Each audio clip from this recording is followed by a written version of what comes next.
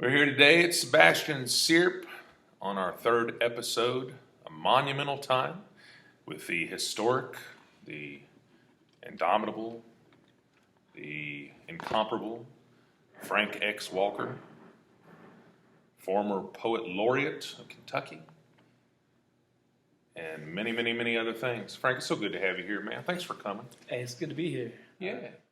Except when you said historic, I started to feel grayer somehow. I resemble that mark when I grow hair. You know what I'm saying? I know a little something about that. Oh, you're looking good, man. Yeah. How are you feeling, though? I feel older than I look. Really? When the weather is this Kentucky, wet, cold, I feel it on the inside, you know. Mm-hmm. I'm looking forward to June. I like the heat. I miss Florida. I need some sunshine. I understand, man. My wife and I just got back from Antigua.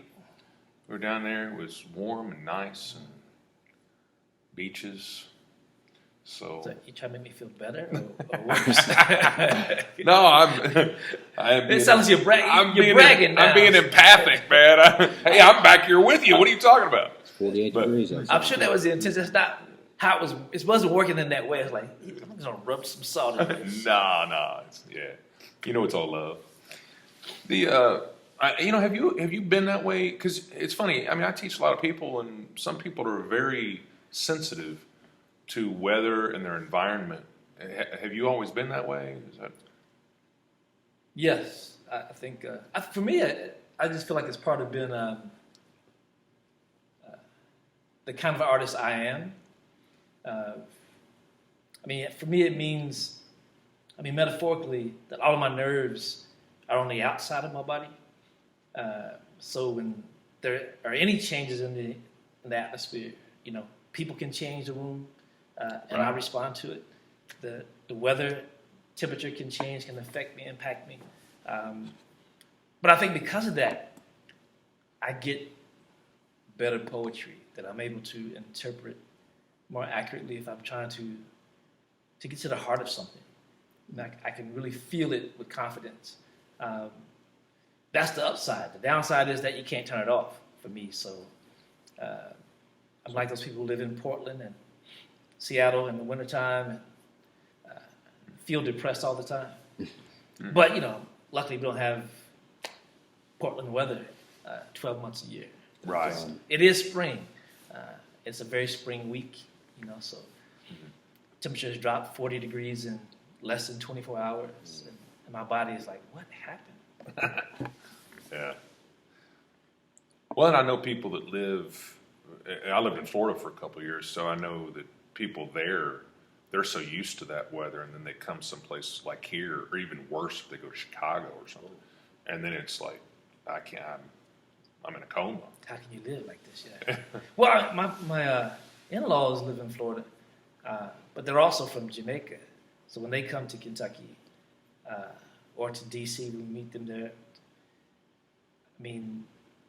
It could be 60 degrees outside, and they have on 3 layers. And as soon as the sun goes down, they're heading indoors, and they're literally freezing the entire time. They're miserable. They won't visit in the wintertime. It's like, is there still snowing? Is there a chance of snow? You have to come south, which works because there's nothing like a beach and sunshine when you've been shoveling snow for a week. It makes a difference with your moods, doesn't it? Yeah. Yeah. And I know it has to shift because, I think most people know this. They know you as a poet, but you're also a visual artist too. And so I'm sure that informs and affects both of those things when the weather is dramatic for you. And I know it's dramatic for people in different ways. Well, I've never really measured it, how it affects the output. I know that I'm just not, I feel kind of low-keyed right now because of the weather, but I've been in that same space all day. I woke up, I think it was raining at 3 in the morning. But it's not a depression, it's just a kind of a calm space for me. It's just real. I mean, it's reserved, you know, contemplative, but I'm not jumping off a building or anything. No melancholy or anything. But I don't want to run a 100-yard dash either. Right. Yeah. Yeah. Just kind of sitting in the water, but not the boat isn't like going right now. Like, yeah, just let the engine idle for now. You don't have to push the gas or hit the brakes. Just kind of sit here. Yeah. Do you like that space when you write? It depends what I'm working on. I like that space when I'm researching. You know, like writing for me, again, depending on the project. If I'm the source, if my personal life is the mine we're digging in, just a matter of trying to have as close to total recall as possible. If it's somebody else's life, if I'm doing a historical project, then it's work, it's research. It's as much intellectual activity as emotional stuff. So I need all of my wires to be, you know, firing at the same time. And it's not, you know, somebody asked me recently, which is more fun, making art or writing? For me, art is like being a kid again. You know, you get to splash and make spills and, you know, invent and create, and throw it away, ball it up. And I don't worry about if the color is spelled right, if I pronounce it correctly, if I'm using this word out of context. None of those things even enter into my head because I'm working with color and shapes and texture. And I can even do those things and listen to music or a book on tape at the same time. I can't do other things while writing or thinking about writing. I can only do that writing at that moment and nothing else. But art, it's like, you know, you can juggle and paint at the same time. And it doesn't really impact the work at all. But I think, even if I'm doing something political, you know, I have a couple of pieces that critique a subject. But it's still very, very different from me, you know. More of a free form. Yeah, I mean, I like that freedom. I like the freedom that art gives you. But at the same time, the advantage that art has over writing also is that it's more therapeutic for me. Because I might finish a piece of writing and be angry about the space I've been in, you know, or depressed or just, you know, anxious because of what the characters were talking about. But art, when I'm finished, I'm always like, you know, I just came from a great massage. I feel so much lighter. Yeah. Yeah, this was great for me. Like you unpacked something. Yeah, I did. You know, just keep going until something falls off and splashes, you know, and like that was good. Another one of those. Feels like more of a release than... It is cathartic. And I mean, there's something very therapeutic. I don't know if it's by design. I think it's the physicalness of, you know, you use more of your body for me. More muscles are engaged. With writing, you know, I still write old school, longhand. When I'm doing this, I'm editing at that point. I never write like this. But, you know, I think it's I'm really, you know, I might even dance and paint at the same time, you know, because the music is playing and I'm engaged. But that gets in the way if I'm trying to write something. I'm really trying to go to a deeper, more special place that I think I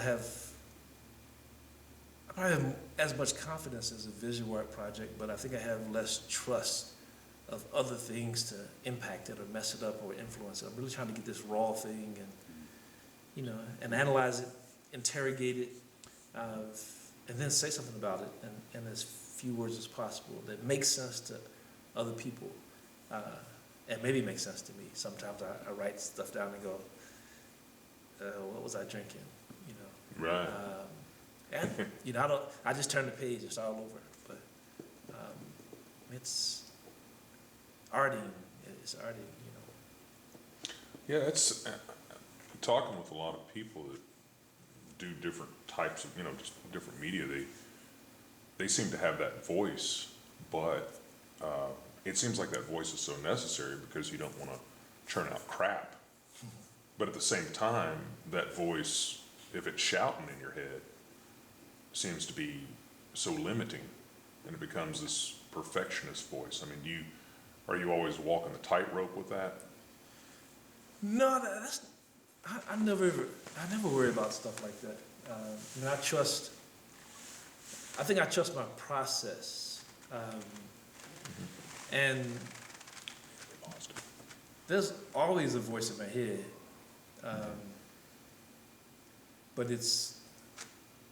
just think of it as my subconscious, my internal dialogue, something that reminds me that my brain is working. So, yeah, pray continue. You're talking about your process and how visually it's a little different than written. Let me throw a question. How did you get started? Like, what made you choose to become a poet, a professor? I wish there was an easy answer to that. It's complicated because I think that I don't know that I chose to be either. I was pretty conscious about becoming a professor because I wanted to have more time to write, to make art. And I understood from watching the lives of my friends that, in some levels of education, you could have summers off and spring break and winter break. And you might end up with a great schedule, like a Monday, Wednesday, Friday, with Tuesday and Thursday off. And almost none of my friends who taught at the college level or high school had to teach on the weekends. So it seemed like they had a lot of time to write, and that's what I wanted. So, and I wasn't a bad teacher. I enjoyed it. I was a better administrator. I did that for 25 years, but it was kind of soul killing because I worried so much about the product and the kids I was in charge of that emotionally it was just too exhausting. Something about artists and young artists particularly. We had at the Governor's School for the Arts, way too many of our kids were on medication already, and they were 14, 15, 16 years old. And that, that troubled me a bit. We hired a counselor just to talk, to be available to talk with these young people when they had problems. And it turned out that the faculty used the counselor more than the students did. So these grown artists needed a place to unload. They were carrying their students' burdens around and carrying all this stuff that the creative process wasn't, helping them get rid of. It just kind of stacking up. That's what I think I start thinking about. What are people engaged in that keeps them not just alive but above water? And in my writing classes, I have students do a writing exercise that first throws them off. I ask them, how much do you weigh? And then they think about the numerical number. And I say, well, think about weight as in the things you take responsibility for, the things that you worry about, the things that frustrate you, that slow you down, that at the end of the day, that burden of all those things, just you feel it sitting on you. That's how much you weigh.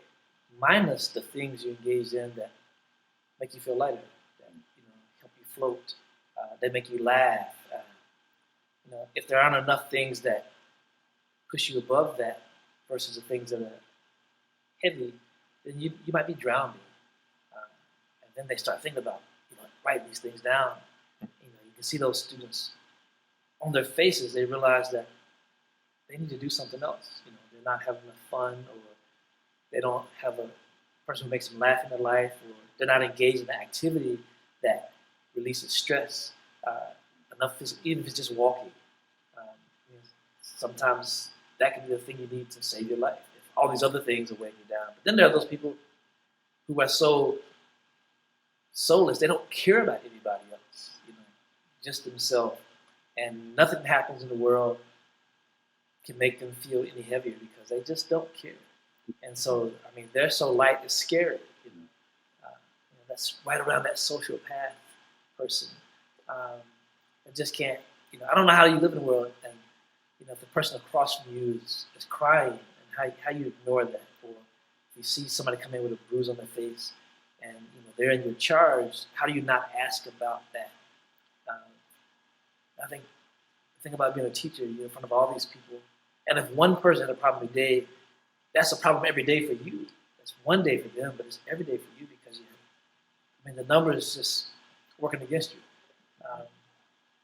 You got to decide how you want to, at what degree you want to engage with your subjects or students. Do you think that's gotten worse as you've gone through time-wise? I mean, in terms of your administrating and teaching? Well, I don't know if it's gotten worse. I think that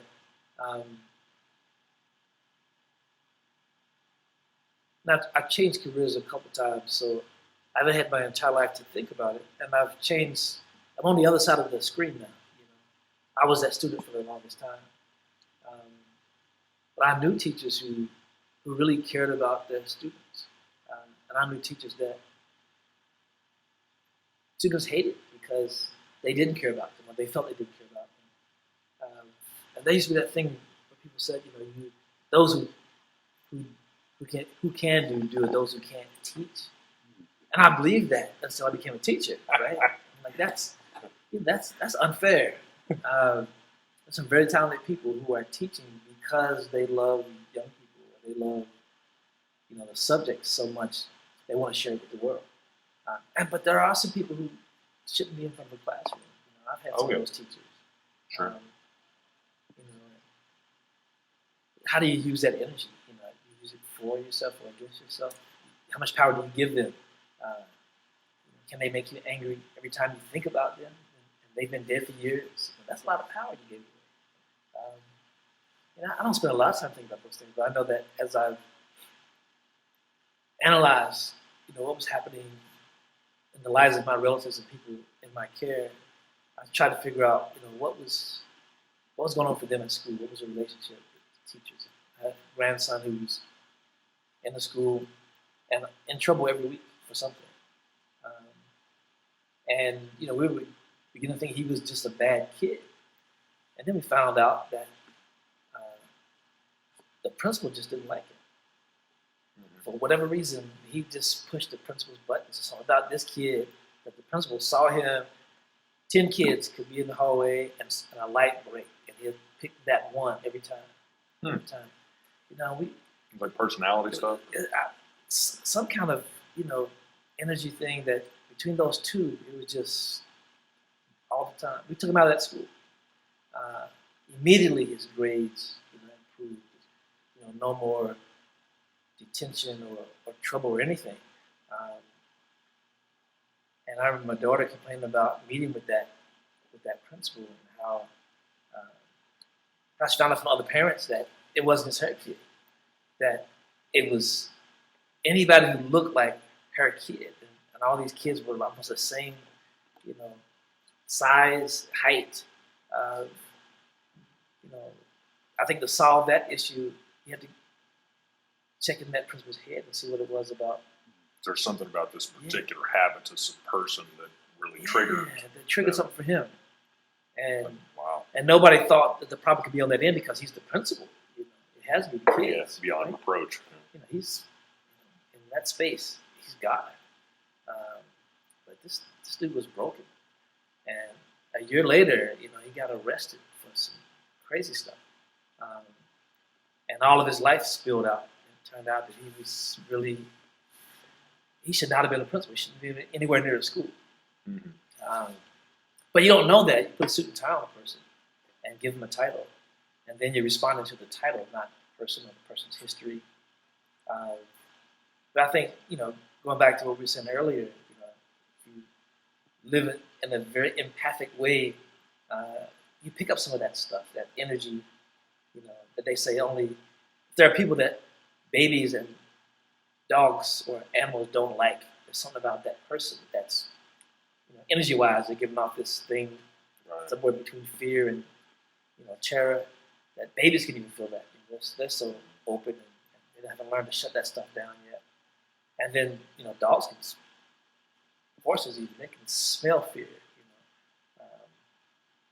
but it's interesting to be in this human space that is kind of altered, I think, in the world of the arts. I think we get to not be forced to depend on just the basic stuff that the rest of the world uses to navigate with. I think artists get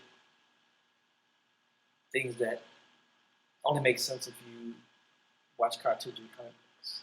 That sixth sense or spider sense is tingling. The intuition, if you're a woman. What are those things, that kind of third eye, space in the world that you can use as an artist, that when it comes into the art world, is not far-fetched. You study that in a science class and they want to shut you down. Witchcraft! Right. But no, I mean, that makes perfect sense, though, that there are these people who, I mean, there are plenty of people that call themselves artists, but those are very loose quotes, right?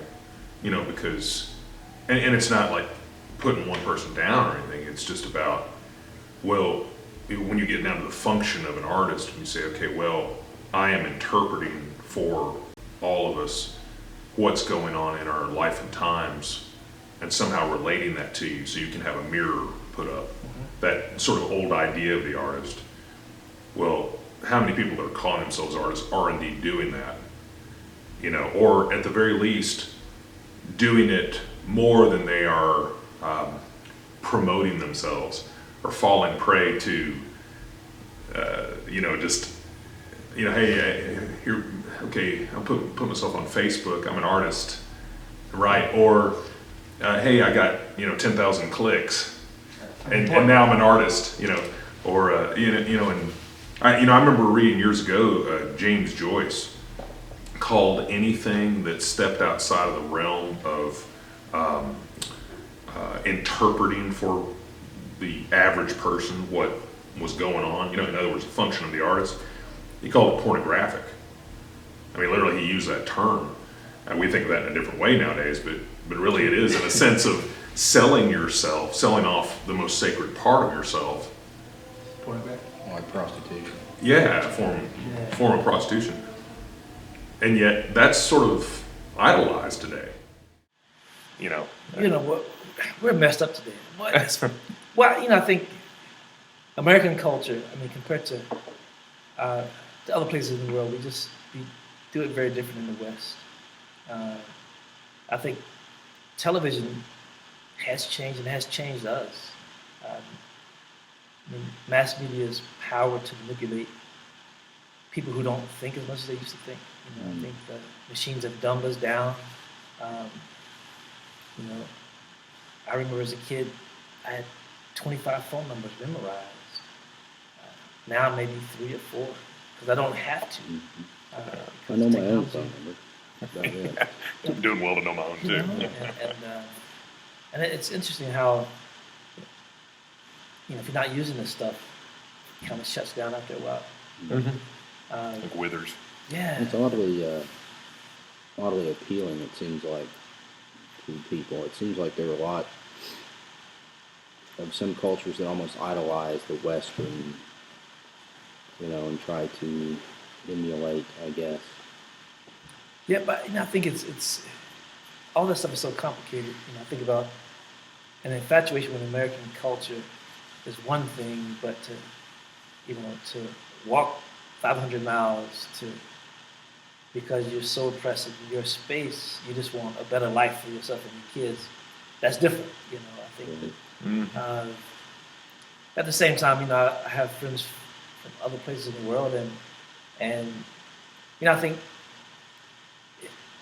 America is not this big shining beacon, a model for humanity that we think it is, that we think the rest of the world believes it is to be. There are a lot of places in the world where they laugh at us, about how we do things, about how little we honor teaching versus being a lawyer or a doctor. In their spaces, the teaching would outrank those two things. Our attitudes about nudity and nakedness, how pornography is such a huge thing there. And in their spaces, they have nude beaches for all ages, and nobody's freaking out. That's been part of their culture. Sure. So the cultural stuff here is interesting, and it morphs, and I think so easily influenced. I think that I was on a Native American reservation, and I was about to walk into my first school assembly and present all Native kids. I'm in Idaho, and I'm thinking, I have this television influence idea of what I'm about to see when I see these kids. When I walk in, they've got on baseball caps and NBA jerseys and baggy jeans. Mm-hmm. And I'm going, these are the kids I just left back in Kentucky. Like cookie cutter. And they're not just the same kids, they're almost identical. They have been influenced by the same media. And so I asked them, what are you listening to music-wise? Listen to the same thing. What are you watching on TV? They're watching the same thing. So those same kids have been influenced by the same, mind-numbing space. But each of them really believe that they made all the choices as an individual. That nobody shaped their consciousness. Nobody told them that this is cool. And this is how you wear this. And this is why you wear this pants leg. And this is why you listen to this song, this music. This is why this is the best group. And this isn't. They really believe that they made the decision on their own. And every kid in that demographic all over America exposed to that channel has been, if not brainwashed, influenced in the same way. And they have no idea that, they refuse to even believe they could be brainwashed. And I would say, okay, well, finish these phrases for me. Kraft macaroni, and they all go, cheese, the entire room, cheese. And I go, how did I know you were going to do that? And they were like, but everybody, I said, no, not necessarily. I said, try not to think cheese, Kraft macaroni, and you see them go, I can't turn it off. I said, okay, what's the number 7 at McDonald's? And some kid yells out, cheeseburger, meal. I'm thinking, how do you know that? And it's just interesting to see that the stuff that's in there, this program, that they, you can almost turn a light bulb on and they realize that, wait, that's almost automatic. And how did they get there? How can I turn it off? And they believe that they own themselves. To flip that around, I get a lot of individuals who contact me and say, will you read my work? I'm a poet. And I always look at them and go, maybe I'll read your work, but you have to answer some questions for me. You don't just say no? That's really nice of you. So how long have you been calling yourself a poet? And they give me an answer. And then I ask them the hard question for them is, I said, well, why do you write? And then they've never thought about it. And I asked them, so what other poets have you read? Like, what whole collection by a poet have you read? They can't answer those two questions. And then my thing's already saying, okay, you need to retrack your original question. Don't ask me to read something you wrote. Because a poet would already have an answer. If you tell me the reason you want to be a poet is you want to see your name on a book or you want to make money, I'm thinking, you're in the wrong business, first of all. You don't know how to poetry, that this is not what you do. I want to write a book of poetry to make money. It's like, you're a comedian, right? There's probably better avenues. Almost every avenue is better if you want to make money. This is not the thing you should be doing, And it's interesting to see how just being asked those two questions forces them to reassess what they believed in their heart. I'm a poet, and I should be. I said, well, what was it that made you reach that decision? And half the time, those kids went to a poetry slam or a social event where somebody came to the microphone and they performed this amazing thing, and the crowd roared and got up. Somebody got them to applaud, and they either won some money or that they were celebrated in that brief second. And the more we talk, the more they realize that what they want is that kind of attention. Mm-hmm. You know, Feel special. to feel special. Or what they want is to be in the theater, because and I tell them that you could pick a book of recipes and read an oatmeal cookie recipe and win one of those contests if you can control your face and your body and your voice, and and have all that down to perfect timing and manage it and manipulate it. You can move anybody. And she's like, well, no, you can't. I said, let's prove it. Let's give you an example. And then she was going, wow, that's just. I said, well, you read your poem and I read it. See what's the difference. So I'm trying to convince them to take the question off the table. Don't make me read the stuff you wrote. If you haven't been reading poetry, and this is the second poem you've written in your whole life, maybe you shouldn't be calling yourself a poet. And then there's a flip side of that too, where you might have something that is a great work, like say a Shakespearean sonnet, and you say, hey, this is really good stuff, but then the reading of it by someone is dry as a bone, and then you're like, man, so it goes the other way too, right? More than that, I tell you, I still count him as one of my favorite poets because of the work. But somebody played a recording for me of Langston Hughes reading his own work. I was crushed. He's a horrible reader. It was the driest, monotone. I'm not even invested in this stuff that I wrote. Why would you listen to it? Voice I ever heard. And I was like, that's not what I was expecting. Because on paper, it just levitates off the paper. And I'm thinking, it's going to be fireworks when I hear his voice. But he was like, listening to it. Do you feel like those are two separate talents, two separate abilities to read and to write?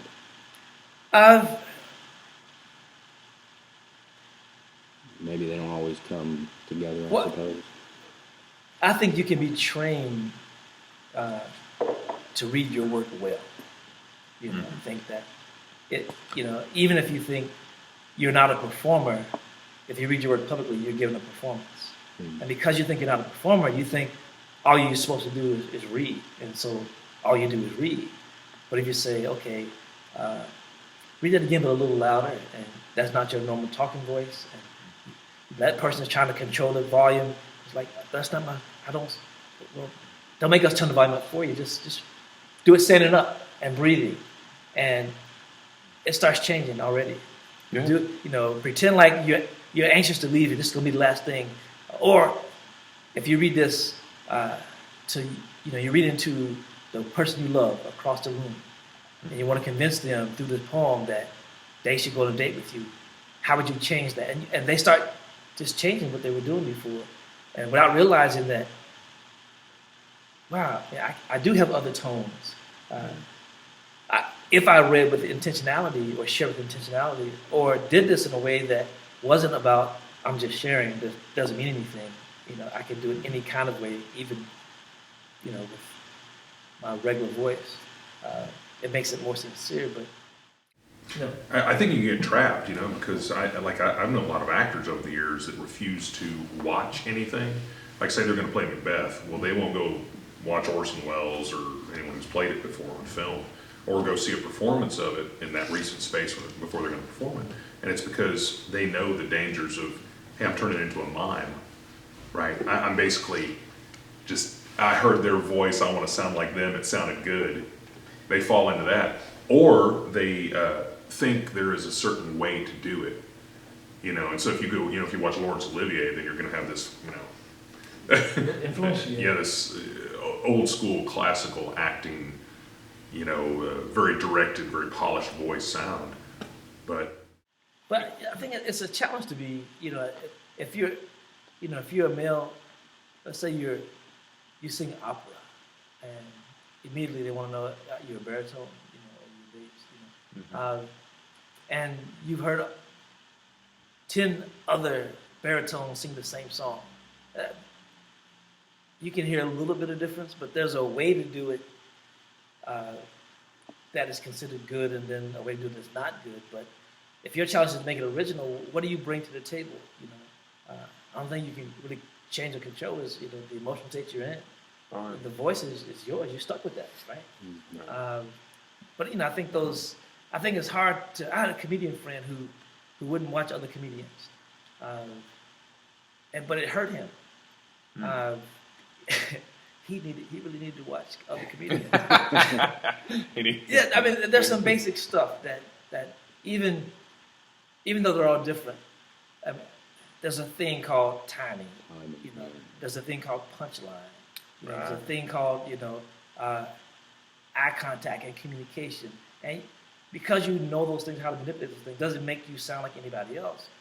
I think it makes you sound more polished, more professional. Yeah, it's craft.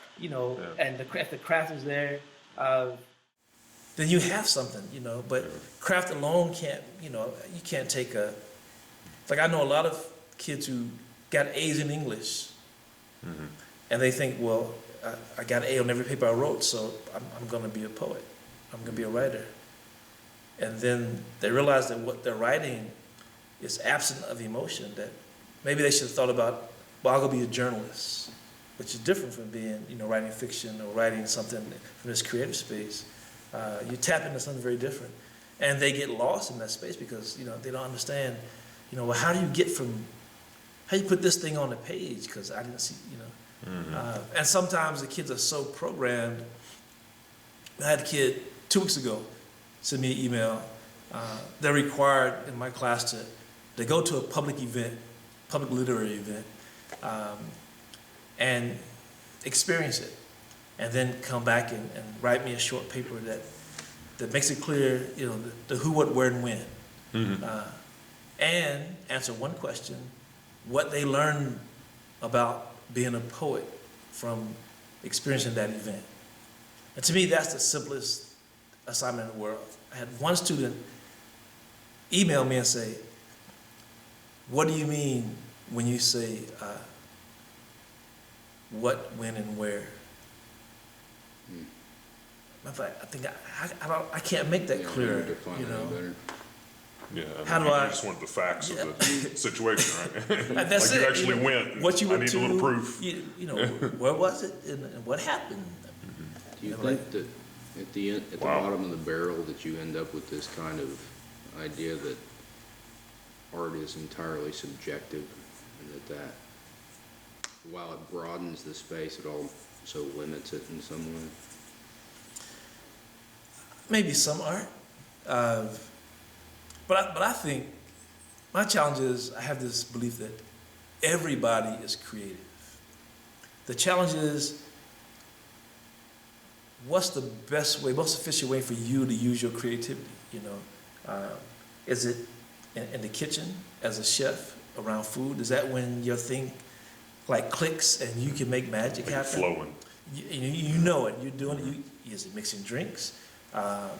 Is it dressing yourself in the morning or dressing other people? Is it the way you tie your shoes, comb your hair, mow a lawn?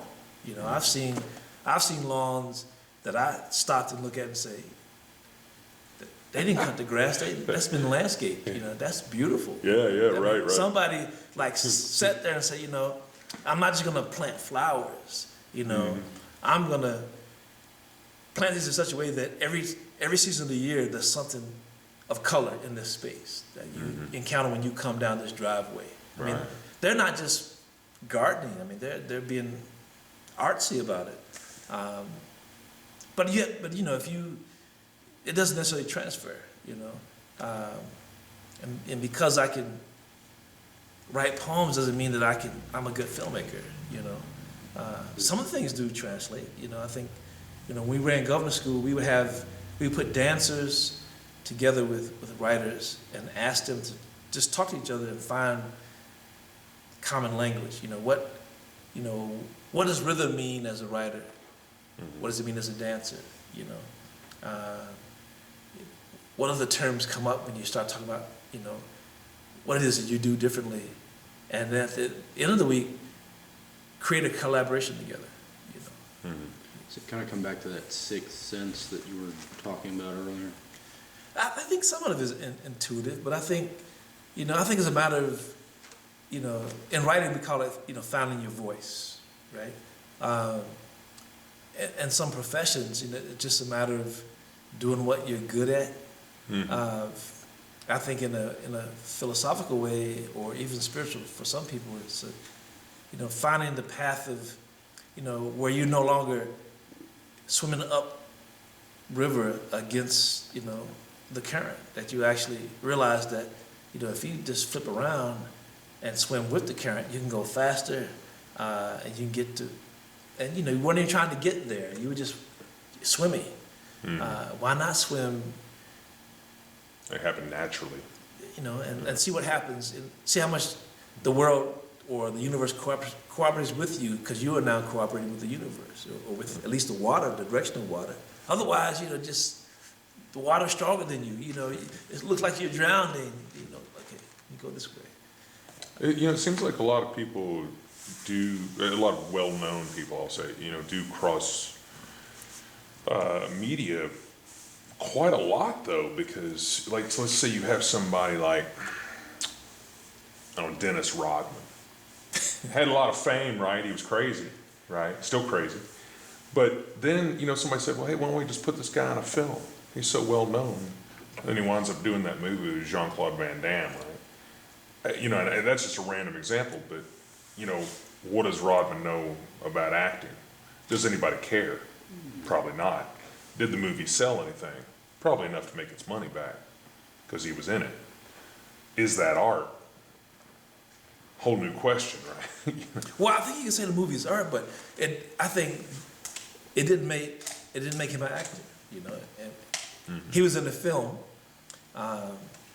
Because you stood up in front of a crowd and read a poem, that's not what makes you a poet, But I think in his case, I think he was an actor. I think he was a great actor, at least on the basketball court. I wouldn't say about his film, but I think about what he did on the court, how easily and how hard he worked to get in other people's heads. So many people fouled out of the game or were thrown out because of technicals, because he would just get under their skin and he knew exactly what to do. He was so in tune to what was happening around him that he manipulated everybody on the other team. He had an art to it. It was an art to it. Yeah. And he was good at it. And, I've seen flops on fouls. He was one of the best at, pretending to get fouled. And the referees would buy it every time because he sold it so well. He was a great actor. Yeah.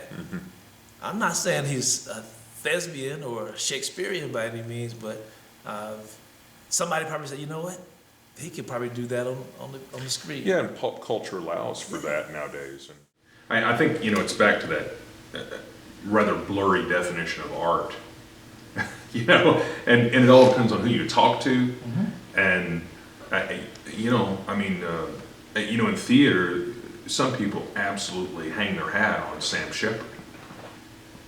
Right? With high art and low art. Yeah, and other people can't stand Sam Shepard. And these are not high or lowbrow people or whatever. These are people that are legit, So it's, maybe it is back to the subjectivity thing. Like we were talking about Bob Dylan earlier. I know my wife and most of her friends can't stand the guy. Can't stand his voice, can't stand but I love him. I grew up listening to him. He's a lyrical genius. Yeah, it's just definitely two sides to every coin. But I think there's more than two sides. My mother had a great saying that was this: there's two sides to every story, and then there's the truth. Yeah, that's great. Yeah, and the truth is the sum of everybody's point of view. Three people can look at the same thing. It's like that anecdote where they're talking about four blind men are all touching the elephant. And they say, they're arguing, why call the elephant? Because this thing is more like a snake, and he's holding the trunk. This one, no, it's like an oak tree. It's huge and round and just wrinkled, but it's like an oak tree. That's the leg, and one of them has the tail, one has the ear, but they don't know what the other people know. But if you put all of their interpretation together, you get the truth. But I think some people are so committed and so narrowly focused to how they see the world that they deny every other possible way of seeing it. So in that way, my mother's a genius. And It's like old school wisdom. Old school wisdom. That's and it's still applicable. She's her wisdom comes up all the time. She's been has passed on a dozen years ago, but she's still so present in our lives. Because we are raising children and our children are raising children. Wisdom is wisdom. If it's good, it's gonna last. Yeah, it sticks around. Dylan lyrics. I do an exercise in my poetry classes where students use song lyrics, and I ask them to get rid of like half of the lyrics on the page, judging and comparing words to each other. Which are the most important words? What can you not afford to lose? So they get rid of repetition, and then words that they think don't really mean anything, and they're trying to save words. Like high school kids always try to save profanity. If they choose rap songs with profanity, they're gonna save that MF, whatever they have to do. And then they realize that after the exercise that word didn't really help the meaning of the song at all. Right. It was just in there for color or for shock value. But if you can distill the lyrics down to like say 1/4 of what you started with, you started with 40 words, and you cut it down to 20, and then cut it again to 10, it'll still make sense. It'll still have some value if they were good to start with. You see the same thing in theater. Dylan, Stevie Wonder, Curtis Mayfield. There are some iconic lyricists, writers, artists that transcend time. And you can play their music today, maybe change the tempo or something. And even the novice will go, who is that? Wow, that's great. That's good stuff. Man, I tell you something, it happens in here all the time. And just because of my age, I know a lot of the old stuff, but we'll have people in here that are in their 20s, and I'll play like Al Green, I'll play Bob Seger, play all these old cats, it's like, what is that, man? That's great. And a lot of it's stuff that's not getting a lot of airtime anymore. And a lot of the people in their 20s and 30s aren't even on the air anyway. Listen to it, they're, whatever. But it's weird. And then what's interesting is you can play a crap song, a song that was crap when it came out, but maybe it got a little, special attention because it was on MTV or something like that, right? And you won't get the same response. Like it didn't, hit down deep or touch something special, right? Or have the right amount of salt and pepper that makes it like universal or transcend. And it's interesting. For years now, that's been that way. As the instructors around here, we'll like look over at each other and go, yeah, there it is again. Mm-hmm. And I think, and that's not even a new thing. I think that there's a lot of music out there that sold lots of copies, but it had a good beat. Right. It was great to dance to. It had it was a great salsa song. But lyrically, right. Yeah, like are you really listening to the lyrics of Gangnam Style? No. Right? You hope not. You know what I'm saying? But dang, you can dance to it, man. Dance to it. What is he saying? I don't know. Yeah. I don't know, but I love it. Do you understand what Mick Jagger said a minute ago? I didn't understand either. He's mumbling, but but the music, that guitar riff, my God. Yeah, and I think that's why musicians, when we were younger, if it was a band, that means that there was at least one drummer, and you had a horn section, and you had guitar players, and you had people writing that music, you had somebody on the synthesizer, but there were real instruments on stage. And now people will do whole concerts, and there's not a musician on the stage. Mm-hmm. And it's like, how do we get from that, with all those artists, with all those skills, creating that final product to this thing now, where a former, Disney star is like, has a soundtrack or music underneath them, and they have a 100,000 people in front of them going crazy. Yeah, right. And think that, this is the second coming. It's so good. Like, what happened? Well, man, to me, it's got to be something like with what you were talking about a minute ago. It's like, you go into this reservation, all these kids have these same jeans and shirts. And then you said something about they think it was their idea. See, to me, I was reading this the other day, and this was a new term for me, the Mandela effect, where you have this, that's a term for collectively, a group of people has a memory, a false memory. Pervasive idea. Like, this is the way things really happened, and we all agree on it, but really it didn't happen that way. Right. And, if you have that, like in the case of those kids, like, no, this is our idea to wear these jeans and shirts and everything. And in their minds, yeah, it probably is. And maybe it was their idea after being bombarded with 40,000 ads on it. Right. Or they thought it was, but right. that's because it was the first thing that came to their mind. But what are the stuff that comes to your mind? Where did it come from? Yeah, what would come to your mind if that wasn't there? That's the thing about culture, though, is that it's all that way. Yeah, it's a soup. It's all learned patterns of behavior in some sense. And then you have to decide, well, how do I put some kind of value statement on these different patterns? Yeah. How do I decide what is objectively good and what is not? What frightened me reading that the other day, though, difficult. was that I'm sitting here going, okay, yeah, that's good. I see how that could happen with a group of people. But how many false memories are you creating, Chip? How much of your past are you sort of just revised, coloring in a little bit here and there? Yeah. It's like my own revisionist history, but hey, man, it's got to be true because I'm speaking it right. Well, I think that's interesting how even a small detail can alter what we think of as the truth. But if that's what we remember, that is our truth. My sisters and I talk about the old days quite often. Their memory is definitely better than mine about things that happened in our hometown because they still live there. This is Danville, right? This is Danville. Danville, yeah. And we'll talk about something that happened at school, and I'll say, wasn't that Cliff Dawson? They'll say, no, it was John Kinley. And they say it with such, fervor, and I'm thinking, why did I think it was that other person? But I realized that it's just kind of vague for me, but for them it's just crisp, because there's some memories that they never let go of because they're still in the same space that allows them to re-experience it over and over again. They still drive by the same school every day, or they still see the same people, and then those are triggered. And for me, I haven't thought about that person in 35 years. And so that's 35 years of, I'm looking for the file, I can't find the file. It's in the back of the closet, the bottom box, way back in the corner. For them, this box is right up front because they just saw them last week. Yeah, and triggered again. And triggered again and again and again.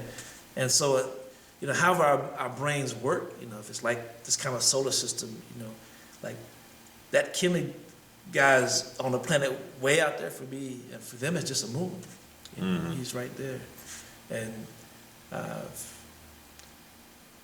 if I could figure out how to control that, I think I could probably sell it. But it allows me to learn a lot about, how we process stuff, the stuff we carry around. And it also scares me in a lot of ways because I think about, I have this long poem that became another big art project for other people, but it asked the question, how do you unlearn fear and hate? If all your life you've been taught to be afraid of this thing or person or a series of events, or hate them, how do you just, it doesn't just go away. Is there a single event that can, does it mean something's broken, or that's how you've been socialized? That's part of who you are.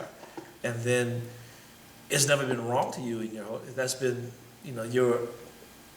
your social structure says this is how we do it. And then you pull that person out of their environment to somewhere else. And then it's like, what? I can't say that to women? Well, why not? Since when? Wow. And they struggle in that space because now it's a whole new set of rules that works against everything they've known their entire life. Yeah, You know, how do you going on right now? how do you unlearn that, those patterns, and it shuts some people down. They just, well, I won't say anything. Yeah. And some people go, that's cool. I can get with that. Let me try it, Well, I think for some people, it's kind of like, I don't want to even shut it down.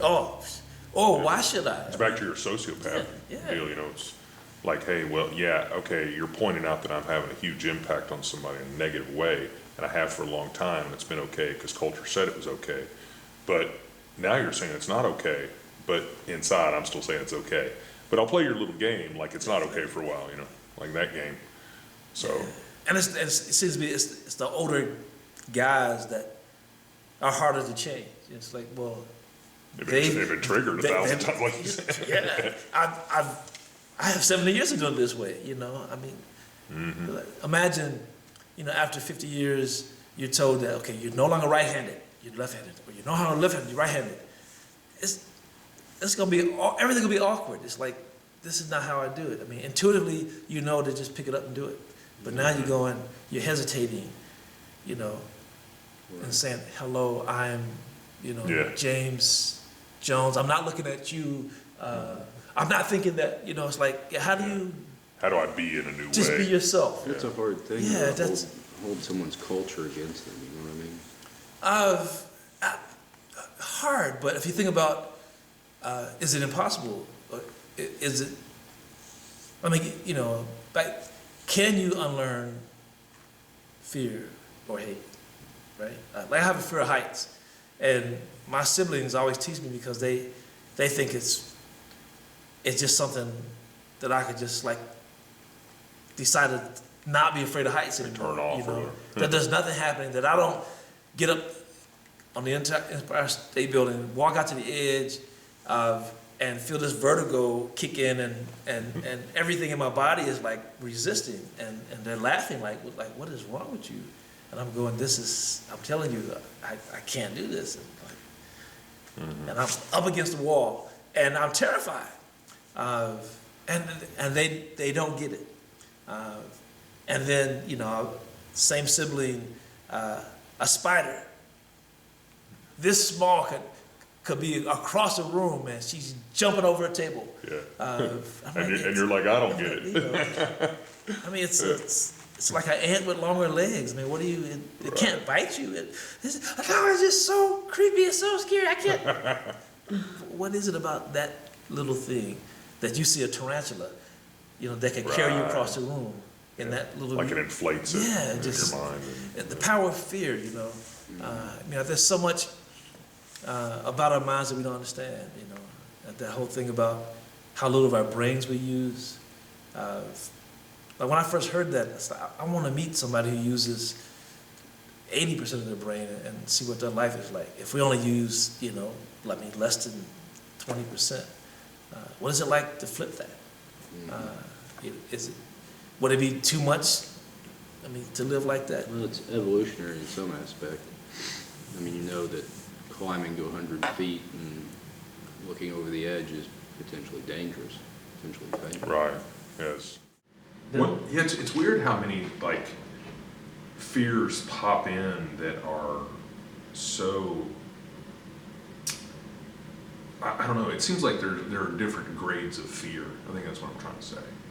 There's the fear of hey, I don't want that guy to swerve into me out on I-75 because he's wobbling a little bit. I think I'll ease off a little bit, let him pass. And then there's this fear of hey, I'm middle lane, so life's probably half over now, right? And I know something's going to happen. I don't know what it's going to be, but there's that fear that I think we all carry. If you have any kind of survival instinct, you're probably carrying it, right? And it probably makes you get up in the morning too. So it serves you too in a way. But and then there's these other fears like you're talking about. There are these like why am I scared of that person? Like there's something about them that. Like inside, I feel a little uneasy, or that food. I don't know, man. I just know I don't need to eat that. You know what I mean?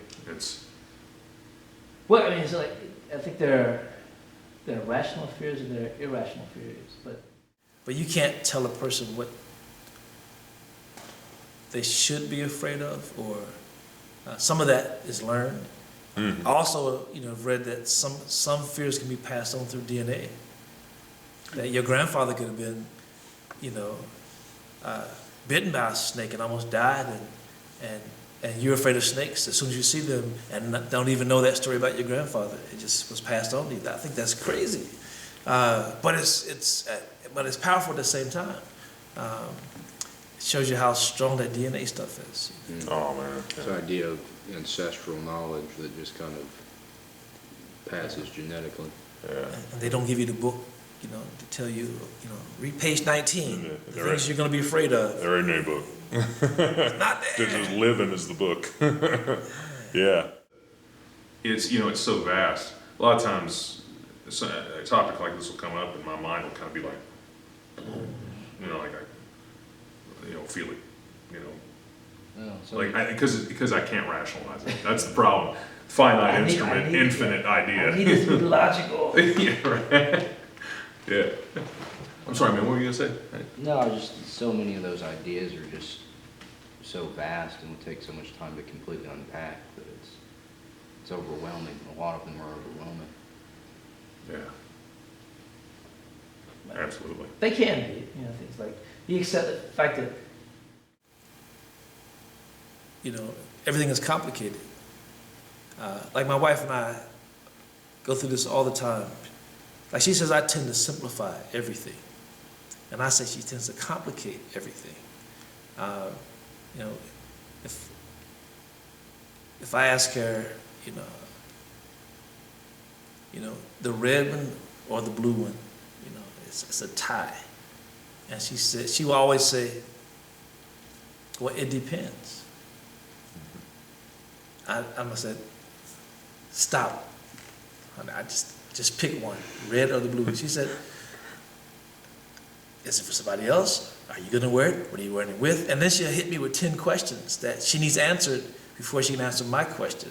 And I'm thinking, I just need you to pick one, red or blue. And she can't do it. And we're going back and forth saying, so why are we married again? How does this work? That's probably why. 'Cause But we believe we provide some kind of, we make each other seem more sane for other people. But about some things, there's nothing in the world that to her is not complicated. And for me, I just feel like I'm conditioned to whatever it is, I need to, distill it down to something as simple as possible and then solve it. That when it's, 1,000 over 500, that's too big. I'm like, okay, that's 1/2. I can do that, Mm-hmm. But that's who I am. I think that part of it is understanding who you are. We were talking earlier about what's that thing that you're good at. What's your passion? What's the thing that that gets you up in the morning? When you get up, what it is that you want to accomplish before the day's over, if anything. Mm-hmm. Some people don't get out of bed Right. until they have to. But then I think if you understand, if you believe you're here for a reason, as opposed to I have no idea why I'm here or what I'm doing. If you don't have a sense of purpose, I don't know how those people get through a day if they really feel like they're just a waste of flesh, a human experience, and they're just in the way. Then there are people who just rush through everything because they got to get this thing done. They're here, they got to, it's like, I got to do A, B, C, D, E today by Friday. I said, or what? Mm-hmm. Or I failed. And what's the consequences of that failure? Gang, you just can't push it to next week. Well, I guess I could, but that's not how I do it. Mm-hmm. I said, were you in the military? Yes. Okay. What's that to do with anything? But I think we're all conditioned to deal with everything in a way that makes sense to us. Mm-hmm. And conflict happens when you are in the same space with somebody who's who does it differently. And I think as an artist and a teacher, you have to, be sensitive to those things because, I mean, of course, there's a thing of just talking to people and being social and knowing I can talk to this person this way. But when you're, trying to relate to people, you're saying, well, yeah, this person was in the military. That doesn't necessarily label them and say they're going to be this exact personality type, but there's probably a few things that are true, about that person. From a teaching perspective, I mean, it's essential because how can you teach? I mean, you have to know. And I wanted to say this because it was funny a minute ago when you said that old quote about those who do and those who don't do teach. I heard that when I was probably like, I don't know, 9 or 10 years old, right? Mm-hmm. And I thought it was a compliment for teachers, like teachers were the highest level, right? And so I went out of my way to become a teacher, and so it wasn't until, I don't know, man, I was probably like in my late 20s, and I was talking to somebody, and they said, oh, no, that's a derogatory term, man. That's like, and I had misled myself, but hey, it's okay. Well, hey, listen, are you okay doing reading one of your poems from a new book? Sure. Is it okay? Hey, listen, we're going to take a quick break for a little word from our sponsors. We'll be right back, and Frank X. Walker is going to read from his new book, Last Will, Last Testament, just out, and boy, is it good. So, come right back to us.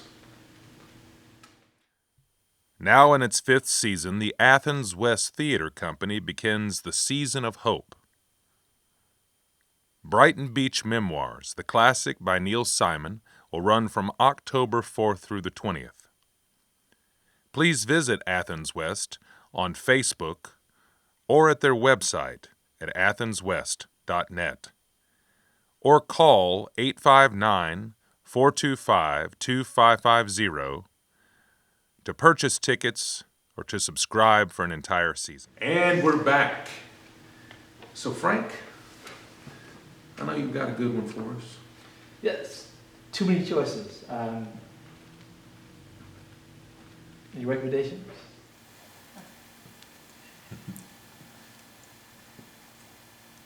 Yeah, all of these require some kind of context. So I'm looking for one that doesn't. Please set it up any way you like, man. Well, this whole collection. You okay? Yeah, sorry. This whole collection is about a very broad topic, life and death, and it centers around the birth of my son and the passing of my father. So I'm looking for a poem that puts them both in it at the same time, and doesn't need much context. This is called Wheeze. And this, is about breathing, searching for breath. Wheeze. The new one is full of mucus and has not yet learned to breathe through his mouth. The old one is doing his best with one lung collapsed under the weight of a massive cancer. In the wee hours on the hospital ward and in our bedroom nursery, I listen to them struggle to live. One needs saline drops to cut through his blockage. The other hacks and coughs until something thick and wet has hauled up the well of his throat. A blue rubber bulb will reach deep into the nasal cavity and perform a much-needed opening of the mouth for one.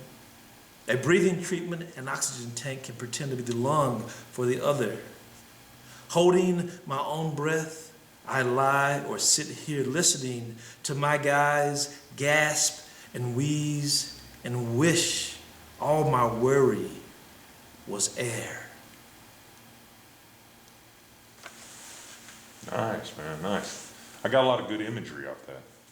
That means it's working. Yeah, it was some really good imagery, man. It was great. Yeah. Yeah, now this is like your, you all right? Sorry. Yeah. This is your, 12th volume, right? Is that correct? 12th thing with my name on the side of it. 2 of those were anthologies.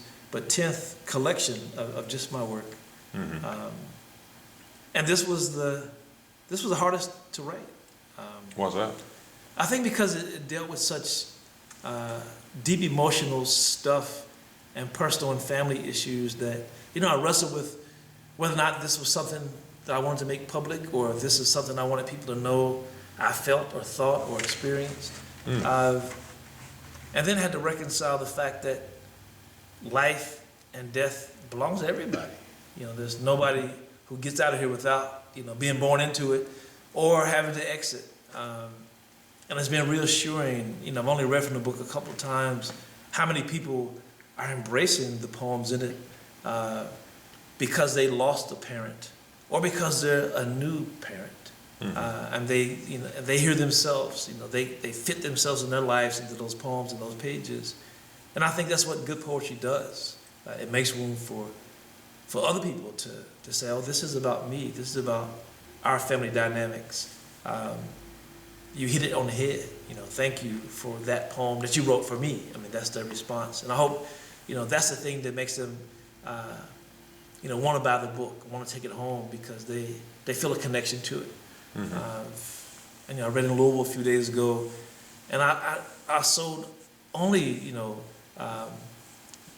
the book with those poems in it, and I had only read from that book, and so the other books were present, but they felt they had no connection to those other books, and they'd only heard these poems. Most of those people in that room. And so that was the thing they wanted. They wanted to go back and hang on to that, what they just experienced. And to do that, they needed that book and no other book. So it's interesting to see how people connect or gravitate towards or choose when they have 10 choices. Sometimes they say, well, which one should I buy? The part of me that, has the best interest of people, I always ask them a question, well, what are you interested in? The part of me that's a hustler says, this one because it's the most expensive, and then it's, then they realize it's a joke. But I said, really, I mean, when you go to a bookstore, I ask my students, how do you choose if there are 1,000 volumes of poems in front of you, poetry? How do you pick one? Which one is going home with you? Is it the color? Is it the size? Do you pick it up and look at the title or turn over on the back and read the quotes and then decide? Or do you open it and read one or two poems? And if they connect with you, you keep it as a possibility. If it doesn't, you put it down immediately. You can't, I think that's where they got that you can't judge a book by the cover, because you may choose the book, this is perfect, and you never even opened it. Right. It's like, well, I like the color. And A lot of people are judging by the cover. Yeah. Bianca Spriggs said it's the greatest thing since sliced bread, so this must be it. I like trees. This matches my outfit, even, And they get home and like, this stuff sucks, Why did I pick this book? Yeah. You gotta look at the inside. We've all had those regrets on books and movies and all of them. And people. And And people. I think that's when we're at our most shallow selves, we judge the book by its cover, We chose to go on that date because of that superficial thing that we saw that said, oh, that's going to be a good date. And then we find out when you look inside the package that, it sucks.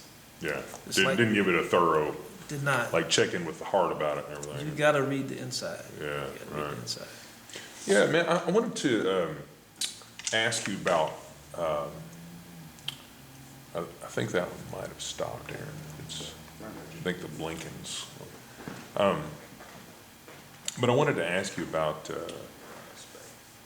a lot of people have heard about the Affrilachian poets. That was something you started, right? Or you were one of the founders of, right? All of the above, yes. Yeah. Help us understand what that is exactly. Is that just a group of people in, Appalachia, the Appalachian area? Coined the term also. Well, the Affrilachian poets are a group of writers who are connected through a commitment to help people see a part of the country very differently than the national stereotype forces them to see it. You know, most people outside the area believe that Appalachia is 100% white and poor and uncultured and unlettered and backwards. National media has done a great job selling that caricature, you know, with television shows and movies and cartoon strips, you know, Snuffy Smith, Hillbillies. Beverly Hillbillies, Deliverance, and so people are locked in a national way to those images and those caricatures, and all those images collectively leave out people of color. And on top of that, in 1992, the dictionary definition of Appalachian said white residents of the mountainous regions of Appalachia. So by definition, people of color were locked out. So what I was trying to do when I wrote a poem that used the word for the first time was actually discuss what people of color and people who fit the definition had in common. And at the end of that conversation with myself, you know, I suggested, imagine being an Appalachian poet. And my writing group, which was unnamed at the time, you know, really loved the term so much that we decided that evening to call ourselves the Appalachian Poets. And we also decided that we'd be committed to helping the voiceless find a voice, the people who've been muted, to you know, let people hear what they have to say. And we would stand for anybody who was left out of the definition. You know, we weren't trying to start a movement. We weren't trying to do anything for anybody else outside the room other than that group at the time. But since then, you know, the word, you know, made it to the dictionary, became a life of its own. It impacted Appalachian studies nationally to the point where they started having to talk about diversity of the region in the classroom. You know, you couldn't have a degree in Appalachian studies if you couldn't talk about the diversity issues or challenges. You know, they had to get new textbooks because they were operating from this kind of limited definition that it was an all-white space, and it never was an all-white space. Just the people who told the story in the beginning described it from their point of view, and only their point of view. You know, they weren't telling the truth. They were just telling their side of the story, or that, you know, what they saw on that side of the coin. You know, they were talking about the trunk, and not the whole elephant. And so, you know, we're still, you know, we started in, you know, we're about 27, 28 years old as a group now. Most of us still active. Almost all the original members became college professors, except there's one who's a college vice president who's trying to become a college professor, but he doesn't realize he'll be making less money than he's making as an administrator. But everybody is still writing and committed to writing. And now we have, you know, we produced, you know, writers who became teachers, who are now producing writers who became teachers. So we're now kind of moving into the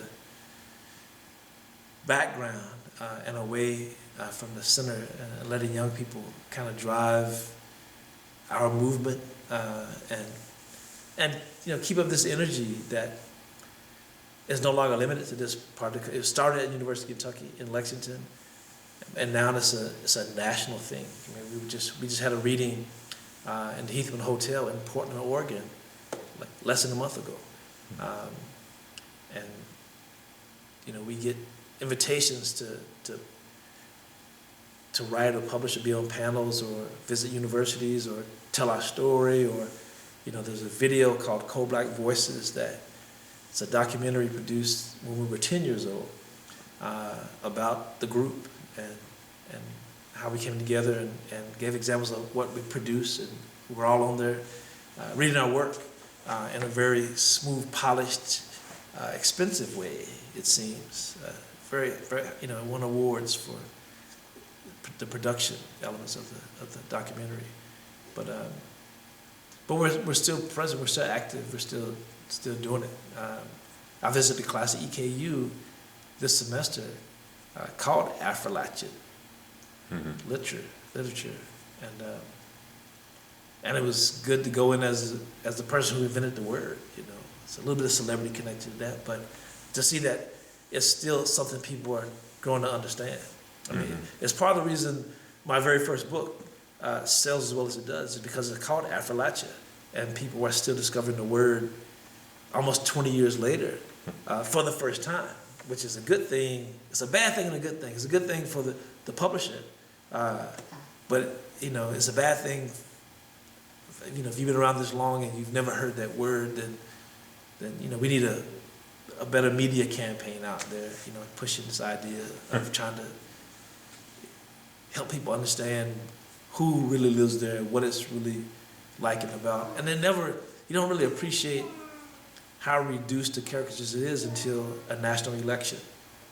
There's this idea that Obama was against coal, that he was the reason that there was this poverty in the mountains, which is ridiculous. But it was able to be packaged and sold on the strength of what he was doing around new energy. It's not that he wanted to find new ways to give people energy or introduce new technology. It was twisted in such a way that it was like he was trying to kill coal. Yeah, I remember. And it was. I mean, it was so successful that the next election, to convince voters that a new candidate wasn't worthy, all you had to do was put him or her on a postcard next to a picture of Obama, and that worked. Right. Yeah. Yeah. So kind of juxtaposing it's images. like also bad. Back to how television and media has kind of dumbed us down, and people aren't. People want to know. Just give it. It's like, is it red or blue? Do I vote for him or her? They don't want to say, well, let me hear the platform. Right. What do they believe? How does it compare to what? People aren't doing that anymore. It's like. And how much of what I find out about what they believe is contrived media content, or is it the actual truth? Or was something said in a moment of despair and regretted later, or there's all this stuff that I find myself at a loss because I have to talk about that all day long with students, because sooner or later the topic of politics or religion comes up, and then it's off to the races, and we're both just popcorning all these media. Is it good or bad? What do you watch? Right. Well, now do you all, the group, of poets that started, how do you all see yourselves in context to the rest of the world of poetry in general? Because I'll be honest, man, I don't know a lot about, black poets. I did read a lot of Etheridge Knight years ago. I like that. But Etheridge Knight is different than Frank X. Walker. Different feeling. Well, I would say Etheridge was part of a generation of writers that I feel connected to. I would say that a lot of, there's no homogeneous black poet. I mean, we all write something very different. There are rural poets, urban poets. That's back to diversity again. Southern, folks in the Northwest are writing something different from what they're writing in Kentucky. But at the same time, I feel like that, most contemporary African poets feel a connection to movements that came before us. There was a Black Arts movement. Before that was a Harlem Renaissance. We don't feel like we're reinventing the wheel. We feel like that we're creating on the shoulders of those great writers that were already creating, that we read, that helped us understand what poetry was, what is worth writing about, and what a good poem looks and sounds like. That's actually something I was hoping to talk to you about. When you read poetry, whether it's somebody coming up to you like you were saying earlier and saying, hey, we read my stuff and give me the big critique on it or whatever, or if you're reading Wordsworth or whatever it is, what to you makes, for you to say this is a good poem? What makes that for you? I think it depends who it is. I've never read anything by Lucille Clifton that I didn't think was some of the best stuff out there. And you know, she's a writer whose work I hadn't encountered until the last 10 years. I mean, I didn't know who she was when I was in high school. Mm-hmm. You know, I happened to be able to meet her before she died. And even then, she was just becoming popular. And she's even a bigger name now. I think because I was exposed to the literary canon, you know, mostly European writers, coming out of high school, I probably knew 2 African-American poets. 3, if you count Phyllis Wheatley, Paul Laurence Dunbar, Langston Hughes. And I thought that was it. And even the work that was shared with me was pre-selected by somebody else. I mean, it wasn't what I would choose for myself right now. And I think that as I've grown and been exposed and read more, you know, I keep discovering all these writers that I wish I had known about. You know, they're Kentucky writers. There was a Kentucky writer that, you know, should have been spoken in the same breath as Langston Hughes and Paul Laurence Dunbar, right at the same time period, but living in Kentucky. You know, the William Wells Brown, the novelist, you know, right here in Kentucky. You know, I was an old man by the time I heard his name, and I grew up here in Kentucky. And so those kind of things shaped me very early on as a writer and as a reader. In fact, I didn't even know it existed. And I think today I get to choose what I want to read. Sometimes the best way for me to gauge if it's going to be good, you know, I get a chance to hear them read it. Sometimes I trust what other people said about it.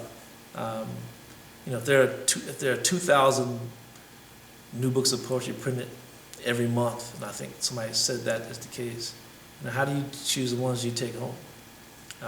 Right. And I'm just trying to. I'm not trying to read stuff I don't like. You know.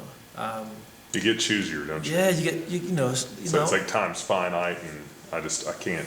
And you know, I read Can't so much other stuff because I have students. I don't want to waste my time.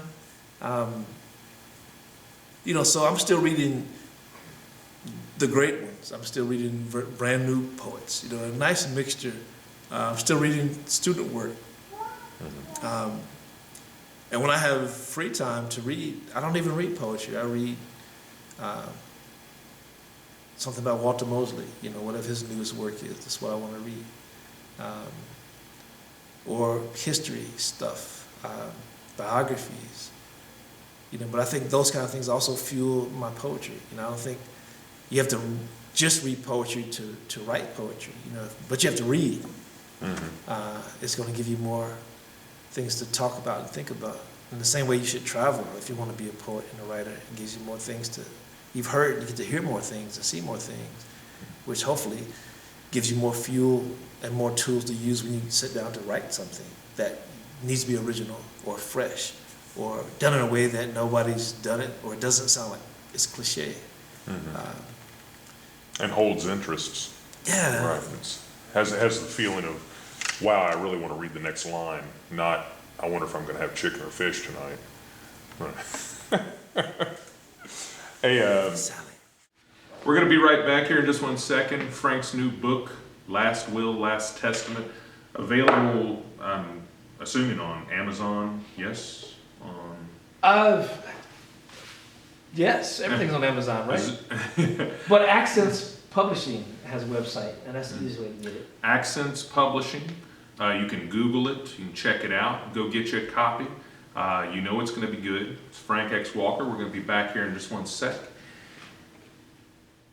There's something about my house that holds the past. My body holds spirit in similar stead. Memorizes in cells with potential flame. Ghosts of the worlds by flesh and bone fed. The walls of this room are my heart's strength. the sink my blood that flows with fire.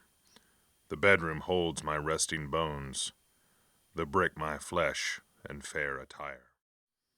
I was a boy who lost his way on the winding wood of spirits slain. No memory, no fair words portray on the glade where kings and princes reign. A castle under the silver moon hovering by the sea that pounds below the thundering sky to infinity. A maiden in the castle keep, her hero in the moat. A girl who for her lover weeps, armed guards in every boat. Find these poems and many more at lulu.com, L-U-L-U, lulu.com, under Charles Sebastian. Charles Sebastian, Seasons of the Centaur, available at lulu.com. And we are back. I wanted to ask you, you have so many books, and I know we don't have time because I want to be conscientious, and since your wife's over there, I got to play it cool, Frank. You know what I'm saying?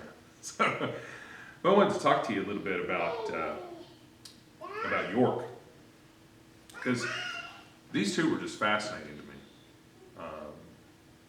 I mean, just the character was fascinating. I thought the voice was just so strong. And I wanted to ask you, what made you want to talk about this man? Embarrassment. Okay. I went to a public event that was a Chautauqua presentation where a gentleman named Hassan Davis performed as York, this monologue, and then walked out of the room, came back in, and then talked about York as a scholar, and then walked out of the room, came back in, and answered questions as if he was York. And I learned so much about York in that 90-minute session. I was exhilarated. And then I was embarrassed by the fact that here I had multiple degrees. This man lived much of his life in Kentucky. He was an important part of the Lewis and Clark expedition, yet I'd never heard of him. Mm-hmm. And I was doubly embarrassed because he was also a black man. And I had taught Kentucky history in Kentucky to students. And his name never touched my lips. It was like those writers that are sort of slipping. Got away. Yeah. How did this happen? Whose fault is it? My teachers, the textbooks. When I found out that it wasn't just Lewis and Clark, there were 42 people that were part of the expedition, I was doubly embarrassed because I had no idea. I had this image that, these two white superheroes made this thing happen, and, boom, we have a whole continent because of their efforts. But then when I read the journals, I kept finding out so much information. Like, people should know this stuff. People should know this stuff. And York kept popping up. I made a decision to write some poems from York's point of view. And I was part of an MFA program at the time, and I shared that group of poems, about 12 of them, with my teacher who was from Montana, who could see the Lewis and Clark Trail from his writing studio in Missoula. Nice. He knew all about the trail, and he said, very simply, it was clear to him, this is a book. And he sent me 2 brand new books back, purchased at the local bookstore, about the foods that they ate on the Lewis and Clark Trail. Another was about the flora and fauna on the Lewis and Clark Trail. And I devoured it. And then those influenced another set of poems about the experience. And I was trying to retell the entire expedition, but from York's point of view. Because I felt like, that whole old adage, if the lion tells the story of the hunt, it's going to be different than the hunter telling the story. Right. Well, we'd heard the story of Lewis and Clark from Lewis and Clark, but what if York told the story? How much does it change? What if a Native American told the story? How much does it change? So I gave Sacagawea a voice in the second collection and let her talk. What if only women told the story? It just kept expanding, and you started to get towards something that really was the truth, at least in my mind, because I never heard these people speak. I just fictionalized it based on the facts that I was able to research. But it changed the story, and it didn't change the facts. Mm-hmm. kind of like Rosencrantz and Guildenstern are dead. Yeah, Exactly. you get this new perspective. And, you know, the beautiful thing about the first book is that I had a friend, still have it as a friend, Ed Hamilton in Louisville, Kentucky. He had been commissioned to create a statue, a bronze statue of York. So he and I were working on York and Lewis and Clark research at the same time. So when I would get to a dry spell and I couldn't find any new things to say or write about, I would go to a studio and watch him build this, what became a 9-foot tall bronze statue of York, and be inspired and go back home and write. That's cool. And there was one point where I thought I was finished with the book, and I'd been watching, you know, the armature come into a body and the clothing, but there was no face yet. And I went one morning, Saturday morning, early, and it was early enough where he hadn't taken the plastic off yet. And so he's working in clay in a studio, and he covers it with plastic at night, and he pulls it off, and the condensation is formed, and so there's water droplets all over his actual face. He's finished the face, and I look up and I see York's face for the first time. It looked like he's sweaty. Wow. And I leave 2 minutes later and go home, and I stayed the entire weekend just writing. I think I wrote like 14 poems that weekend and finished the book on the strength of now I can see him, you know, that he's real. And I'd been trying to hear his voice all that time during the research. And that research included going out west, retracing the Lewis and Clark Trail with my son, staying on the Nez Perce Reservation in Idaho, sitting through sweat lodge as the only non-native person there, going to a powwow as a guest of honor and only non-native person at the powwow. Yeah, I think you gave that account in the book, didn't you, in the preface? Yeah, it's all there. Yeah, Yeah, and it was an important. It was an important part of the story, and for me to be in that space and to see the landscape and know how important that was to the story, I think that's what really helped the book kind of turn a corner. You know, so people who live out west, you know, recognize that this was the same place they lived in. You know, and people who never been out there understood that the landscape is a major character. You know, that for them when they experience that event, you know, as historical significantly as it is, you could not ignore the river and the mountains and the sky and the stars at night. You know, 100,000 buffalo. That all of that was, you couldn't make the movie about these things. You couldn't do it on a studio set and have it feel real or be real. You know, so that, you know, that one story became 2 books and then became a 3rd manuscript, which is not a book yet, but there's a book contract in waiting, because filmmakers purchased the 3rd manuscript and, you know, are already in pre-production. In Idaho and Montana, you know, trying to get the film together. It will be a feature-length film featuring York. Based on your books, you mean? Yes. Oh, awesome. Well, using the first 2 books as reference, but the 3rd book I wrote, it hasn't become a book yet because they purchased it while it was still in manuscript form. And we met out, you know, my wife and I went out and hung out with them in a hotel for over a week while we went over the entire story.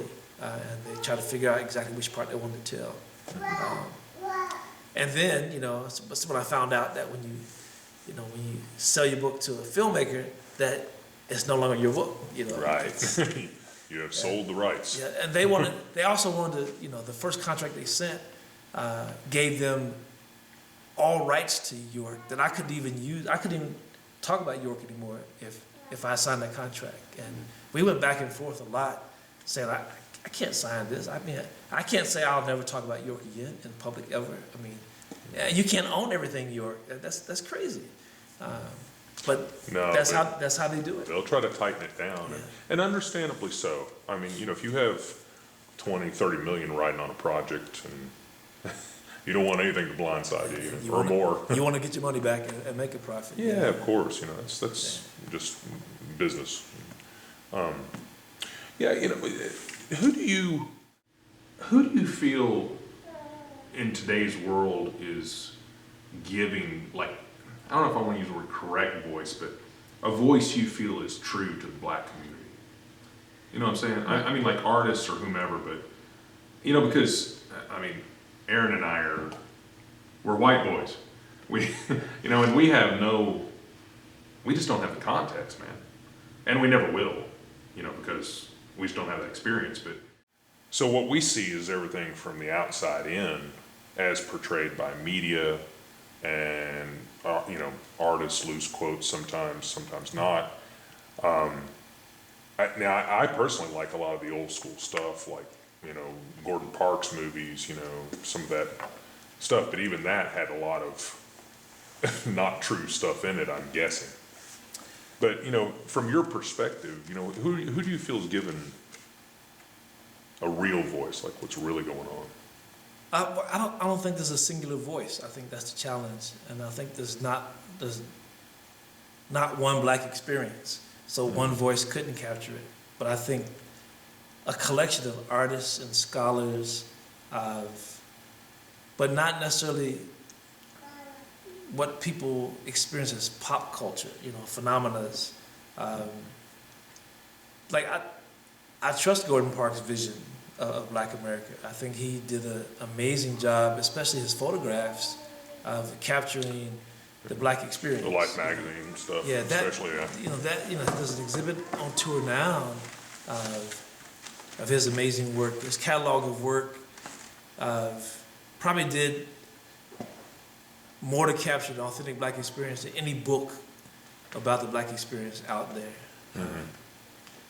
Because he captured people of color in the North, the South, urban, rural, you know, inside religious institutions, inside organizations, outside. I mean, it was really broad perspective. And he tried to see the whole elephant. Is there a Gordon Parks today, a single Gordon Parks? You know, I don't know if there's a single Gordon Parks today. I think, you know, we'd have to, I say in film, you know, I trust a few filmmakers, you know, young ones that have been reading and they want to try to get it more accurate. I think I meet students all the time who want to tell a version of the past, even that has been well researched, and they've done their homework and they've put together an exciting and realistic voice.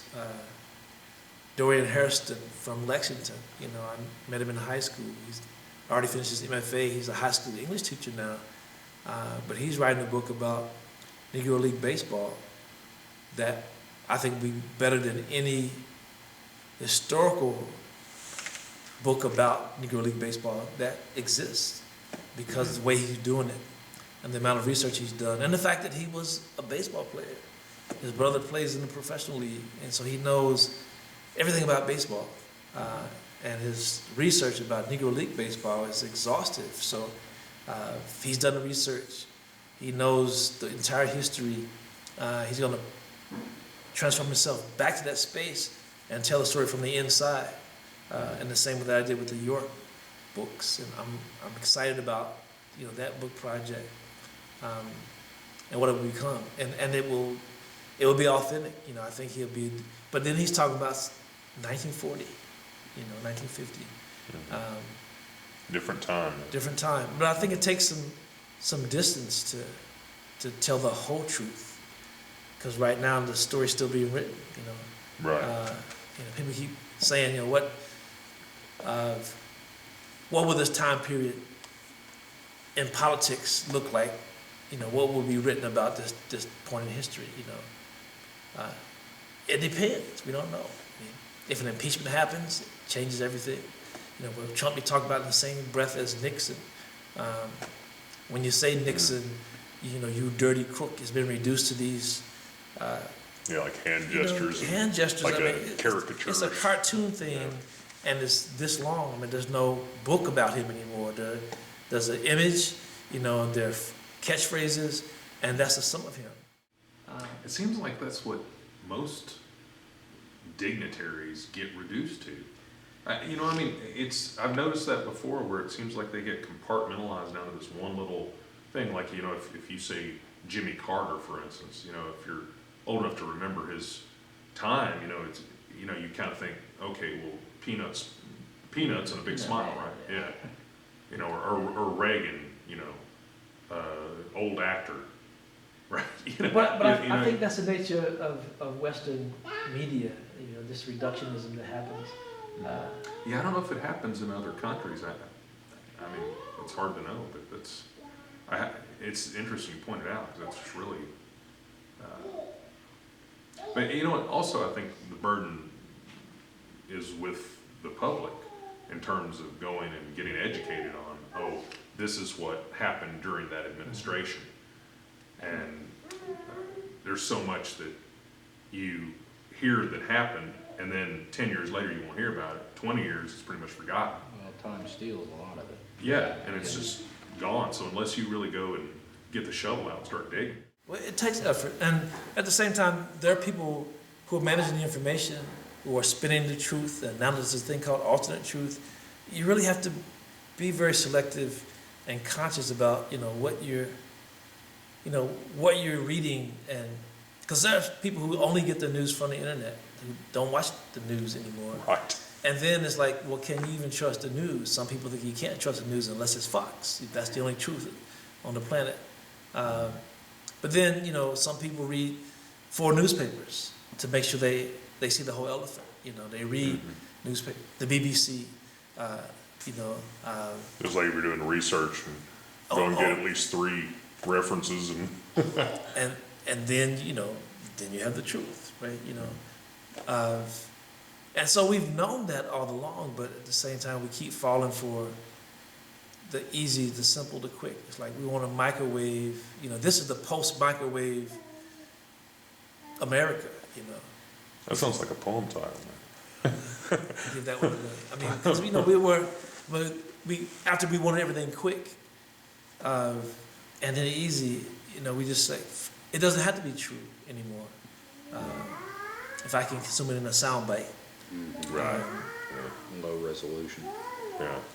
And then if there's enough smoke and mirrors, it's like, you know, boom, I shot it. I didn't shoot it, but we saw it on camera.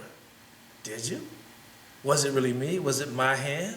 Was it even a gun in my hand? Yeah. You know? So now it's like, I'm thinking about the answer, and we're no longer talking about whether or not I did it or not. You know, it's like I've, you know, washed the hand, you know, and that was, Yeah, sleight of hand stuff.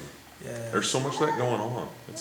You know, it's always been going on, but I guess now with technology, it's just going on In real time. such a major level, yeah. And we're not reading about it. It happened last week. It's like, wow, look what just happened like 30 seconds ago. Look what's happening right now. There's a live feed. So much of it is entertainment value.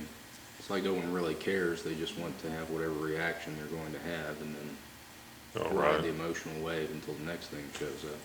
Well, I was thinking about that during the Notre Dame fire. I was like, because somebody was sitting there, I think, feeding it live to Facebook as it was happening, and I'm thinking, we're like watching the thing as it's happening. Absolutely. You know, and Yeah, I mean, I think that's interesting, but, you know, you flip that to, say a mugging is happening, and somebody's filming it in real time, and you're thinking, well, why isn't that person, like, trying to stop the mugging from happening? You know, Right. I can see not putting out the fire, because that's not what you do, but you're recording it for posterity's sake, you share it with the world, so they get it in real time, but if that isn't affecting, you know, this opportunity to do some good in the world, to be a good citizen, because it's going to be good fodder for film, and you're going to get a lot of hits and clicks. right, yeah. You know, then it's not just been dumbed down anymore. Now it's like, you know, your values are being eroded. You know, your moral fiber is in decay. You know, what are you going to be at this rate? You know, everything quick doesn't have to be true. No morals, no values. You know. Yeah, because you're so busy trying to vicariously live through video and streaming and all the rest of it that I don't have time to think about the interior world that much. Well, it creates a degree of separation. You know, the same Yeah. way that the same way that maybe if you were a soldier and you shot somebody from 200 yards, it's a little different than being a soldier and stabbing somebody in front of you. Yeah, a lot different, I would say. Yeah, there's. I'm in Arizona, and it was a video game, and I just blew up a whole village. What did I? Yeah. I mean, I pushed a button, I saw something explode, but I wasn't there. Mm-hmm. How you rationalize that? Yeah. I don't know how you rationalize that, But it does seem to desensitize somehow. Oh, absolutely. You know, yeah, I mean, I remember, it's been some years ago, but I remember there was this, I think it was in New York, I won't say, but a kid went in and shot like 3 or 4 people. And he shot them all in the head. And then they found out he had been playing a video game where headshots, counted more than any other shot. And, of course, when you learn to shoot, usually you're trying to shoot center mass because you know that you have a better, probably a better chance of hitting something, right? Hit in the head. Yeah, so, but the kid had said, yeah, I was playing this video game, and so that somehow informed, now, did that create the violence that caused him to go and do that? Who knows? Well, you get into the strange debate about agency, Yeah, Ideas and ideology don't have agency. right. At the end of the right. day, only you and I have agency. Yeah, it's Well, it's really weird. It is, but what do we do? Yeah. We gotta do something. I make art, I write, I teach. I believe that makes a difference, I wanna believe it makes a difference. I'm committed to that. I can't imagine finding out that it doesn't make a difference. I gotta go reinvent myself and do something else instead. Mm-hmm. So I'm committed to this art thing, this writing thing, this teaching thing. And I think this is, we haven't solved anything, so if it gets solved, it's gonna happen in the future. That means that, we gotta give these young people information now, equip them to be able to solve it when they get to the position to make those decisions. So we need more teachers. We need our best and brightest. We need them in the classrooms. Mm-hmm. Yeah. That's why. Yeah, it would be nice if there could be some more appreciation and pay for that. I mean, I think it would attract more people, but we could do our it. value system is It's not. it's warped. I mean, I had a middle school student. 3 of them. What do you want to be when you grow up? I want to be a veterinarian. I want to be a lawyer. I want to be a YouTube star. Mm-hmm.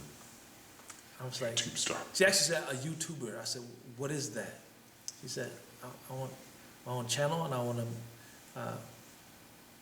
make videos everybody watches. And I'm like, I don't even know what that is. And then I said, can you make a living? She said, yes. And then don't you know? And she named 3 or 4 YouTubers, famous, and then talked about their work. And I'm thinking, I'm old. I'm officially there. I don't even understand this language and references. But, if we've gotten to that point where, young people at that age, 13, 14 years old, their dream is to make the impact on the world because of the number of clicks they can get. And I said, well, do you mean you want to be a filmmaker? No, I don't want to make films. Yeah. I want to put stuff on YouTube and get people to watch it. I was like, I wish you had said film. Yeah. And that was not a good day in my teaching life. I remember going home a little depressed about that.